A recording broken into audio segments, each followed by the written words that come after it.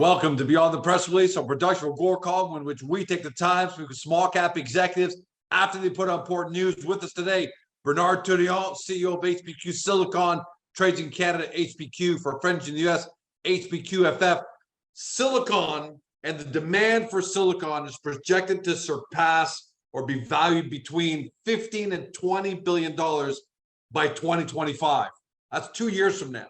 And then on top of that, by 2030, when you add on silicon-based anode material demand, you're going to talk about another $15 billion on top of that.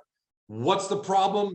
The conventional silicon manufacturing process is both expensive and energy intensive, and quite frankly, the opposite of green. That's because the process was invented over 130 years ago and still being utilized today. As a result, silicon production is the largest CO2 emitter among all metals and non-ferrous metals per ton. HPQ is creating a novel, compact, modular process that produces silicon cheaper and with zero CO2 emissions. And today, another big press release, HPQ's Gen3 reactor delivers even higher purity levels in a single step. Bernard, welcome back, my friend. Thank you. Long time no see. Yeah, listen, I'm going to start charging you vacation pay because this is our fifth interview from Greece. This is number 3, right? We did one by phone, one from the beach. Now I'm in a room somewhere, and but I love that we're doing these. And it's August. You're cooking. So here's the big milestone. Testing achieved the highest purity silicon level recorded to date, 99.96%. You call it a milestone. The previous was 99.92%. Is that 0.4% or 400,000 parts per billion of impurities that big of a milestone? Yep. When you start to get on those areas, all right, so you make them at where 4, we're 99.4, we got to remove another 0.4%. That's another 400,000 parts per billion of impurity. You're starting to go very, very small. I think if my parts per billions, I use it because it sounds bigger, but that's really what it is. Now every little parts per billion that we remove gets us to where we're target doing 4N in one step. Okay, so we feel very confident. We're in the right zone. Okay, 3 to 4N. What we're doing is the right zone for the battery space and high value application. We have some application that like 4N, silicon nitrate, but battery space is more 3 to 4N. So we're in the right ballpark, going in the right direction, and it's very rewarding to see that as we do testing, and as we get to understand better how the technology and the process works, we keep getting better purity results. So it makes us feel very confident we're in the right track.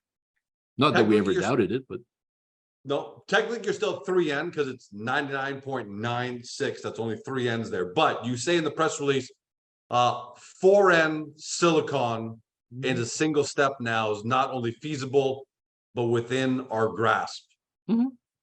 How close are you to get? Because that transition from 3N to 4N is it's like the 4-minute mile back then when no one could break the 4-minute mile. How important is it going to be for you to get to 4N? No, it's going to be it's going to be important. Okay, yes, it is important. We keep improving the purity, but I'm not really worried about that area. The fact that we keep improving purities every step, I think the most important thing is the fact that we can reproducibility. Okay, this isn't a one-hit wonder. All right, that's the key part of all this testing. That's the key part of the news. Okay, the 4N, close to 4N, we're going to get 4N. Yes, but that's not the key point. Is we've done multiple tests till now. Every test we've done, we've improved purity, and every test we've done, we've moved in that direction. So, hey, it's for what we are doing, which is validating a new technology, a new process to make silicon. That's massive. When reproducibility seems to be the phrase of this press release, because you talk about 3 reproducibility for silicon that exceeds 2N, for battery grade silicon 3N, and production of silicon using 25% less feedstock. How big is it for the market, for your potential customers, for the NDAs, the people watching HPQ, that you're now in that, you're proving reproducibility of the one-step production? I think it's very, very important, because it's not, it wasn't an accident, it wasn't a fluke. Okay. If you can repeat and improve, means you're going in the right direction. It means the technology works, the process works. Okay. Not that there's not going to be, more kinks to adjust or more things to do, but that's normal. But the big theme of what we're doing, we're reaching them. So that's why reproducibility is there. Like, somebody could have said it's a one-hit wonder. No, it's not a one-hit wonder. We've done it multiple times, and we've actually done it better. So I think that's an important message I wanted to share to our shareholders, because it shows that we're moving extraordinarily in the right direction in regard to the implementation of our business strategy. To use layman's terms, Milli Vanilli was able to come out with a one hit, I don't know, sometime in the 80s, I think. Big worldwide one hit, that's it, they were gone. But the Rolling Stones, U2, they just keep reproducing hits, so they're proving that's, but wasn't Milli Vanilli the one that were accused doing lip singing? Yeah, but there's still a one-hit wonder, lip sync or not, it was still a one-hit wonder. But yeah, but they were a one-hit wonder. Is the key, man. This is if you want to put it in musical term, okay, we're more of a U2 than a Milli Vanilli. Hey, at least no one can ever leave you as a nickname of Millie Bernie now or something like that. Oh, somebody will. Are you really I always ask you this, how satisfied are you and the Pyro team with the fact that you're able to move from 99.92 99.96? Those, what people don't realize, okay, and that's the reason why the purer the material you do, the more expensive is. Removing impurities is one of the biggest hurdle cost. This is done for traditional industry, and we know it because we've done that purification externally. Okay, we've done it, that purification externally. So we understand what's required for our competitors to be able to match it, for us to be able to do it in a one-step process. Okay, where we will, at commercial scale, we will be green in the sense that, we could theoretically, if we used organic carbon source, we can basically even grant a carbon credit. Imagine this. Okay, I think now the Canadian government is going to increase the price of the carbon tax. We not only that we don't have to, social media, that's all they talk about. Yeah, but not only we don't have to pay that carbon tax, we basically get a credit, or our buyers gets that credit. Well, of course, we'll charge him for it, but he'll get it. So which makes the value proposition of becoming your customer an even greater. So if George Calm, is considering different sources, on top of that, HPQ's product is going to be able to give me carbon credits, theoretically. So yeah, of course, that's really, really big. As people have to understand, there's really like two businesses with the QRR. There's two businesses we're doing. Okay, there is the 3.8 million ton per year, $15 to $20 billion traditional silicone metal manufacturing, where 2N is used as feedstock to make silicones and to make polysilicone. That's a market where we can be competitive, partner up with people to develop that process, and basically, using our 25% less feedstock, which translates in about a 10% cost reduction for the manufacturing, already have a great business model, because if we make 4N with the feedstock, we can take less pure fruit feedstock. So there's already a great business model where we can partner up with different people to develop that. Okay, and then there's our own business model, which is, okay, in the silicone anode battery material and the other high-end value application, we will control the entire value chain.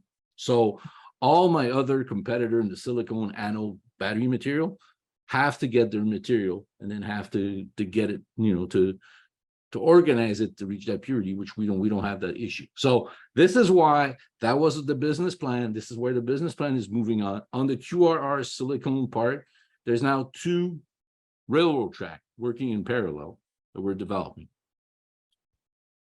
A couple of questions came in just before you and I started. So I wanted, it's great that we're adding them here.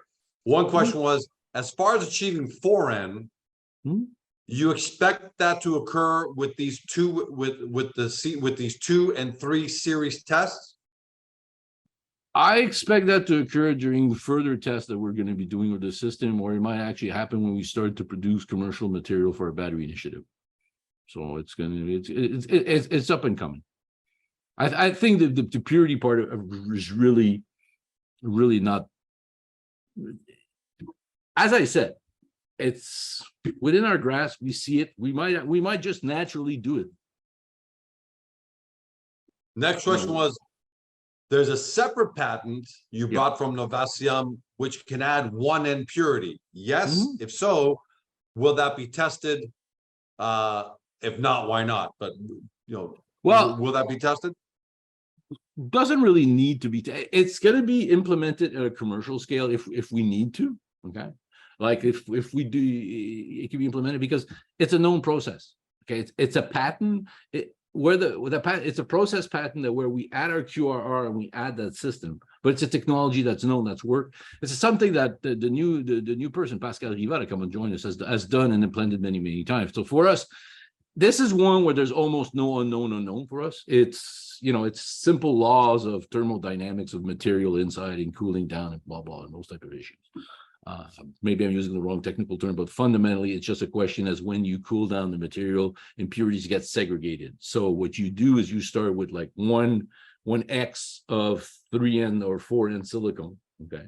And at the end, you end up with 75% of 5N silicon and 25% of 2N silicon. It's just a natural process that can be done. But the advantage for us is if we make 4N in one step, because remember, every 1N, like I said in my presentation, just going from 98.5 to 99.5, there's a 65% price increase. That's what we experienced when we bought some material. So if you go from 3N, every additional N keeps pushing it higher, the price. Sure. And that kind of ties into the last question. As far as shipping 4N samples from other sources, I do not understand the rationale. It's clear as mud. Okay, but I don't know what people don't understand. It's very simple. In a certain way, silicone material, okay, is a commodity. It's a commodity. What we're developing is a better way of doing the commodity that's green, cheaper, more efficient, but it's a commodity, okay? So if I want to develop value-added material, right, where there are different requirements, like in this specific case, it was the size of the material. Well, it's to my advantage to demonstrate I can do it. Okay. So as I said, we've stated by 2020, by the end of 2024, we want to be in a position to produce at least 200 tons of silicon graphite material. Well, even if I get my QRR to work at maximum capacity, it's only 50 tons per year. So I have to have a capacity to have the feedstock to continue to do the feedstock. So what this done is it allows me to have multiple Gantt chart, multiple projects moving forward, and not just waiting on one. And it goes down to the philosophy of what HPQ is. Where we went from it being a pure, simple R&D company with a mining company that had an R&D project to a technology company with an advanced R&D, and to now very basically a commercial R&D company with multiple verticalities that are close to commercialization. Not close to commercialization is a big word, but still, it's a few years. But in what we're doing, that's fast. Yeah, and to repeat, over the past year, you got this in the press release. Your 3 key initiatives: fume silica, sorry, and autonomous hydrogen generation via hydrolysis. All of them are achieving significant milestones. So your Gantt chart, even though they may all be at different stages, they're all moving forward. Yeah. This has just been an incredible year, and we're still not even at mid-August. Yep. Yeah. Don't worry about it. Don't worry about what? I didn't even. You didn't hear the phone ring? Oh, no. Hey, we're hoping the phone. And speaking of phone ringing, look, you've been really active during the summer months when most people are on vacation.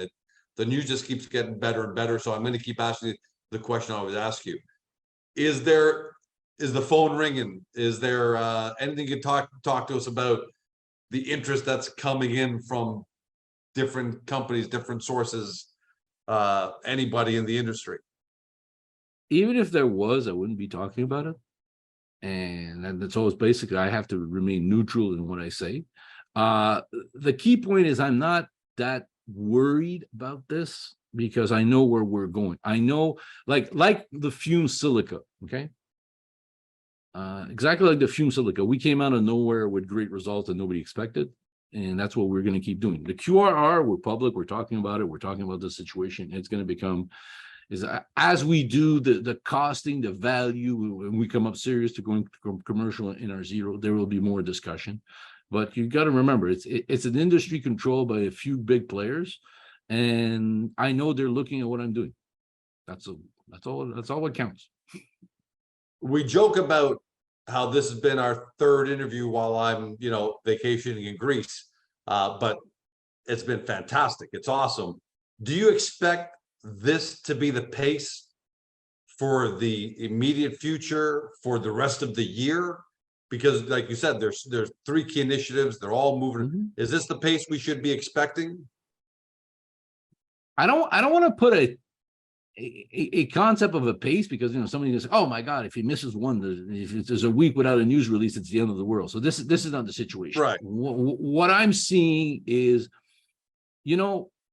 we went from a company last year, okay, with 100% of our R&Ds was outsourced to PyroGenesis, okay, to a company that has now our own independent R&D team through Novation, okay?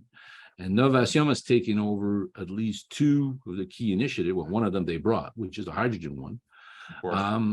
And the second one where they're truly taking the leadership is the silicone battery anode material part, okay? And they're very helpful with us also with the QRR, but that's a QRR it is. So that's, that's been a year of working, as we say, like in French, we say sous-marin, as a submarine underwater. But now comes the time for us to start talking about, the reconnaissance we're getting, at least in Europe, for what we're doing, how well positioned we are in those regards, and how that keeps moving. And it fits pretty well with what's going on now in the world. You got Europe that basically recognized silicone strategic material a few years ago. The US this year, and Canada, well, next year. What seems to be the plan. But just what was a reading just yesterday or this week, the German government announced they're going to put aside another $300 billion to finance the green conversion of the economy. All right. Well, HPQ is doing the technicalities and the groundwork to do that. So we're incredibly well positioned. So when it's going to come for us to go commercial scale, okay, I'm not really worried about how we're going to get the funding for it because there's so much government grant and money going on. And what we're doing in the last phase, we will get some assistance from the government to keep doing it. We could move forward. We'll keep advancing. So, the value of the company is going to go moving forward. And I've said many, many times, any one of the verticalities we have, okay, can support the value of a company at our historical lifetime high. Yeah, and that's and that was from a couple of years ago. We didn't have as many things, but any one of our verticalities can support the value of HPQ at our all-time high. And it's not just government support. You're saying that you're not worried because there's all sorts of money that, and it is true. It's a ridiculous amount of money, but is it also true that you're just going to have industry? Like, for example, one of our other clients is in helium production, and they sign a direct deal with an undisclosed major space launch company in North America. One of the big 3. It's either Bezos, NASA, or Musk with SpaceX or whatever. Nobody knows. But it's not just government's going to become the table. It's sooner or later. Do you foresee in the silicon world, in the fume silica space, big players coming direct and saying, Bernard, let's partner, let's JV, let's license?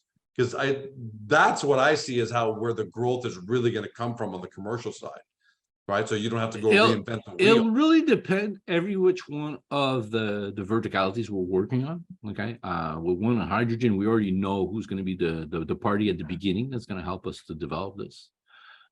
just because there's a lot of military application to the hydrogen one. For the two other ones, I'm not really worried. And the reason why it's really a strategic decision on my part.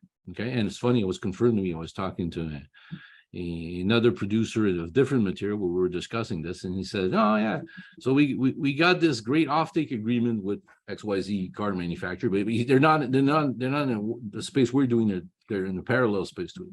And I looked at him and I said, "Yeah, but I'm not really running after MOU, because the first one that signs an offtake agreement usually takes you to the ringer." And he just looked embarrassed and said, "Yeah. We just needed it for our shareholders to show it's there." Yeah, you've said that for a while. You've stayed away from that and I'm adamant to that position. And the key reason why I talk about the size of the market that we're looking at, all right, basically means that there's a spot market for this. Okay, so there's a big spot market where we will have no problem selling our material with all the technical advantage we have. So as the more independence I show, the more they will come to me. Now, and that's really the business line we are. And the advantage of HPQ with 3 different verticalities is that we're not dependent on one of the things. Like fume silica came out of the blue, and that's one where I feel I've seen from the reaction, that one I know somebody's going to come and make a deal. That's fun. That's fantastic. That one, like, as I said, if there's none of them, I'm going to, beat myself over the head for not understanding it. And the reason for that is extremely simple. Okay. This is an existing market with an existing product. We just have to make the same product, and we cut the CO2 emission massive amount, the cost massively. Like, it doesn't take a freaking genius to figure out if you cut energy costs by 85% of making something, and their feedstock is silicon metal, like 2N silicon metal. Ours is quartz. It doesn't take a genius. So, and this is where we are in that product. Okay, I don't think people are yet clued into how advanced we are in this regard. Like, it won't be long, like maybe another month or month and a half, we will have a data sheet about what our product is at this stage. Okay, knowing full well that what's going to be our next data sheets for our other material, where the material is going to be once we have the pilot plant going and operating. So, yeah, I'm just telling you, so that's just fume silica. Bernard, congratulations, man. Another great milestone. Good enough to get me off the beach and onto Zoom with you. And Norman, say last word to you for your shareholders, but I got a feeling, I have no idea when you're gonna be back on. It's great when I get these WhatsApp messages that all of a sudden say, "Hey, George, are you available?" So I'm expecting, I don't know, I'm almost expecting I'd be disappointed if I didn't get at least one more. But congratulations, another great milestone, my friend. And as always, I think what's awesome is that you come on all the time, explain the importance of it. And actually, look, we fielded 3 questions from the public before we got onto this. So I think that's fantastic as well, buddy. Thank you. All right. For everybody at home, you've been watching or listening by podcast on Spotify, Google, Apple, or your favorite podcast platform. To Bernard Tourillon, CEO of HPQ Silicon, trades in Canada, HPQ, for friends in the US, HPQFF. For those new to the story, get to the company's profile page on the GoreCom, because guys, silicon is the second most abundant element on the planet, but silicon metal manufacturing is the largest emitter of CO2 amongst metals and non-ferrous metals on a per ton basis. And HPQ is attacking that problem on multiple fronts, coming with a solution. So make sure you got your due diligence done. Thanks for joining us. Have a great day. See you next time. Hey guys, this video is over, but don't forget to help your company by liking it and even leaving a comment below. And then don't forget to help yourself by subscribing to our channel and never missing another great Agoracom small cap video.